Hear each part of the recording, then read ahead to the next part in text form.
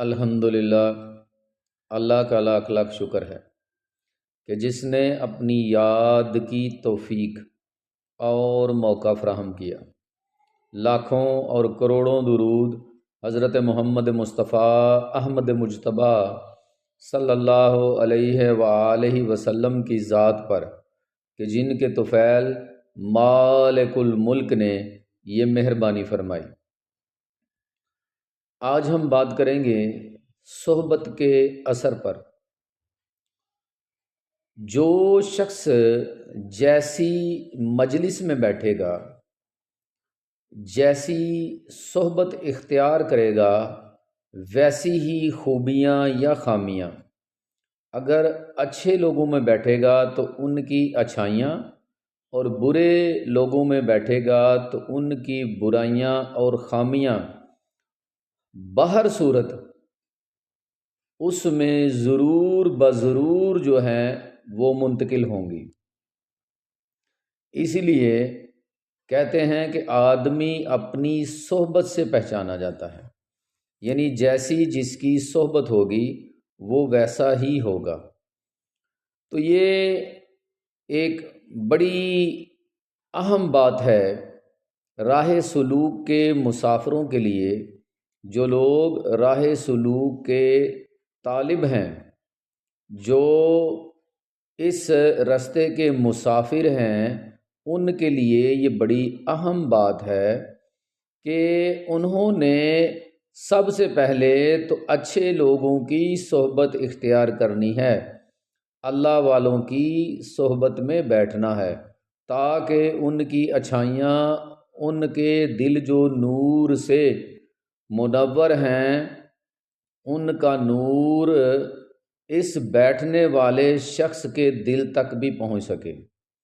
اور سب سے بڑی بات اس راستے کے مسافر کے لیے کہ وہ اپنے مرشد،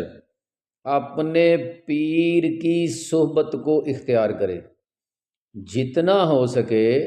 جتنا زیادہ سے زیادہ ممکن ہو وہ اپنے پیر کی صحبت میں رہے۔ اور اس کا طریقہ یہ ہے کہ اپنے دل کو دنیا و ما فیہا کے خیالات سے پاک کرے، اور اپنی قوت ارادی سے یہ تصور کرے کہ پیر کے دل کا نور اللہ کے حکم سے میرے دل میں منتقل ہو رہا ہے، اور وہ انشاءاللہ ہو بھی جاتا ہے۔ اسی طرح پیر کے لیے یہ ضروری ہے، لازم ہے کہ وہ اپنے مرید کے دل کی طرف متوجہ ہو، اور اپنی قوت ارادی سے یہ خیال کرے کہ جو اللہ پاک نے نور میرے دل میں منتقل کیا ہوا ہے، نور محمدی صلی اللہ علیہ وآلہ وسلم کی شکل میں،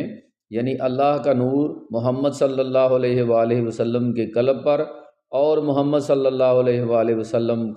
کے قلب سے نور جو ہے وہ جس سلسلہ سے بھی کوئی منسلک ہے، ان کے جتنے بھی گزر چکے ہیں بزرگ، ان کے دلوں سے ہوتا ہوا میرے پیر کے دل پر آ رہا ہے، اور پیر کے دل سے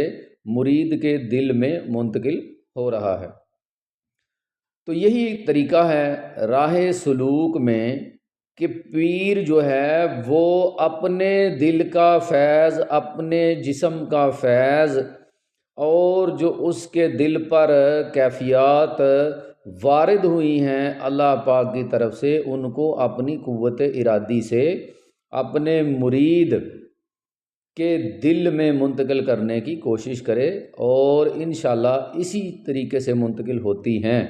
سینہ بسینہ۔ اور مرید کے لیے لازم ہے کہ اپنے دل کو دنیا و ما فیہا کے خیالات سے پاک کر کے یہ تصور کرے، پیر کے سامنے بیٹھ جائے اور یہ تصور کرے کہ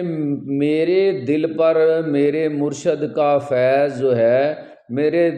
مرشد کے سینے میں جو نور ہے وہ میرے سینے میں منتقل ہو رہا ہے۔ امید ہے کہ آپ بات کو سمجھ گئے ہوں گے کہ صحبت جو ہے وہ اثر رکھتی ہے، اور مرید کے لیے سب سے بڑھ کر جو صحبت ہے وہ اس کے مرشد کی صحبت ہے راہ سلوک والوں کے لیے سب سے اچھی صحبت جو ہے وہ اپنے مرشد کی، اپنے پیر کی صحبت ہے۔